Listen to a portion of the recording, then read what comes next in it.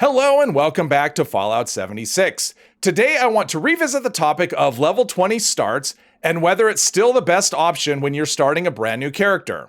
Now I originally covered this topic back when level 20 starts were a brand new thing. It's been, a year and a half or so. And at the time I concluded that level 20 start was the most optimal choice, but there have been quite a few changes in the game since then, so I do think it's worth a second look. Now, if you're just looking for a simple yes or no, I'll just tell you right now, yes, it is still the best option, and the rest of the video will be exploring why that is.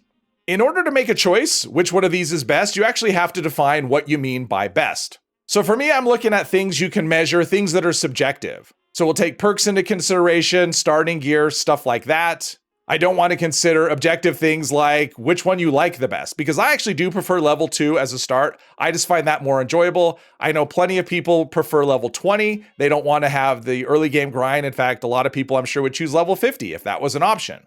Obviously, that's not something you can measure, so it's not something that is part of the evaluation process.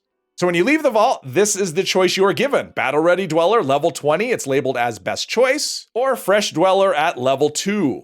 So first, let's look at level 2 and see what the options are.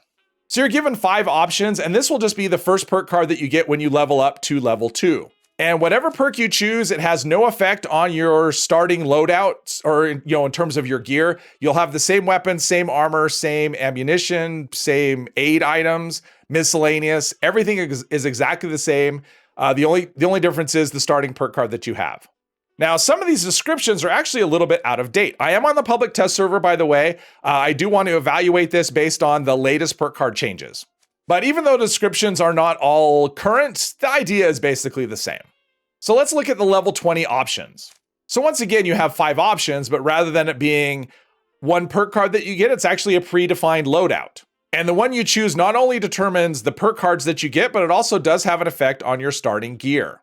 So with these loadouts, you'll have a primary weapon, a secondary weapon, and then you get the plan for that primary weapon. So in the case of Commando, that is the combat rifle is the primary weapon, and you'll get a plan for the combat rifle. With Slugger, two-handed melee, primary weapon is going to be a baseball bat, and that is the plan that you get. Gunslinger, primary weapon is the Western revolver, and you will get a plan for the Western revolver.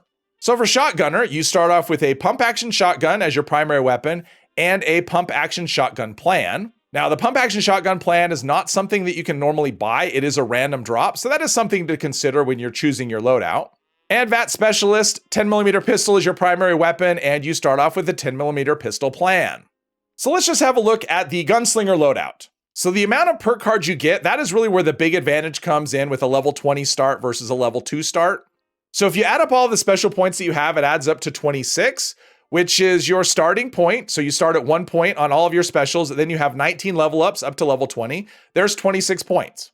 With a level 2 start, you're still gonna have blank spots because you don't get to allocate all 26 of those points just from level ups. You'll have 19 perk points worth of perks, and you'll fit them into 26 points worth of specials. So with a level 2 start, by the time you get to level 20, you're just gonna have blank spots if you don't take perk card packs into consideration. With a level 20 start, they've actually, with these predefined loadouts, they've actually tried to use all of the perks that you have or all of the special points that you have available. And so if you add up all of the perks that you have, it adds up to the 26 points. So we have Lone Wanderer. That is a 1 point, it's a 1 point card. In terms of grabbing it costs you 1 perk point, but it actually takes up 2 slots, 2 special slots, which means the Gunslinger loadout is giving you 25 points worth of perks versus the 19 points that you'd have if you start at level 2. Shotgunner loadout is a different loadout, but it adds up the same, 25 points worth of perks. And Slugger also gives you 25 points worth of perks. Now, of the level 20 starts, the Specialist, that's what this is, the Specialist loadout, it's actually the worst choice. And the reason it's worse is you actually end up with 2 fewer points worth of perks. So Awareness, that's another one that costs you 1 perk point to grab, but it takes up 2 slots. And then Charisma on this one is 4. All the other ones are at 3. This one's at 4, but we only have 3 points taking it up. So we're not really getting the full value here that we get out of the other loadouts. And at the moment, Commando is actually giving you the most because of this right here. So if you look at perception, it is 7, but if you add up the points, it actually adds up to 8. So we actually have more perk card points than we actually have available to us. What would happen with this if you choose this? You actually do get all of the cards, but one of them would be unequipped. When I did it, Concentrated Fire actually got unequipped, but you still get to keep the card, so that is still a bonus that you get. I expect this to be fixed eventually, but who knows how long that'll take. Something else I should mention is that all of these loadouts actually give you one more perk that isn't equipped. There's actually a Bodyguards perk that all of them have, so that's another 1 point on top of everything else, just an extra 1 point card. So what we'll do is we'll actually choose one of these loadouts, leave the vault, and just have a look at the inventory, what it looks like. So we are going to select Gunslinger.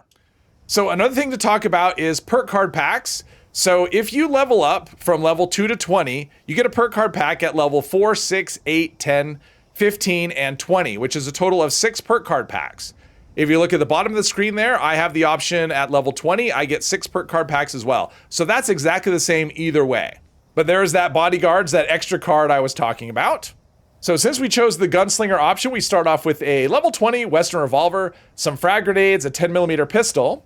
And if we chose the level 2 start, it would always be the same. We would get a 10mm pistol, a combat knife, and 5 frag grenades. So that is always the same no matter which perk you choose at level 2. Level 20, it's a little more tailored to your loadout. As far as level 20 versus level 2, the armor is the same thing. At level 2, you get a level 1 set of light leather armor with no modifications. Level 20, you get a level 20 set of light leather armor with no modifications. The apparel is also identical whether you choose level 2 or level 20. Food is the same as well. Aid is the same. Miscellaneous is also the same, so there's no advantage there. You get that Nuka Tapper holotape no matter which option you choose. The plans are a little different, so with a level 2 start, you get the Vault-Tec backpack plan. That's it. And here we have the plan for our primary weapon. It says revolver. That is the Western Revolver plan. Junk is exactly the same no matter what you choose. It's always the same junk. And the ammo is tailored to the weapons that you choose.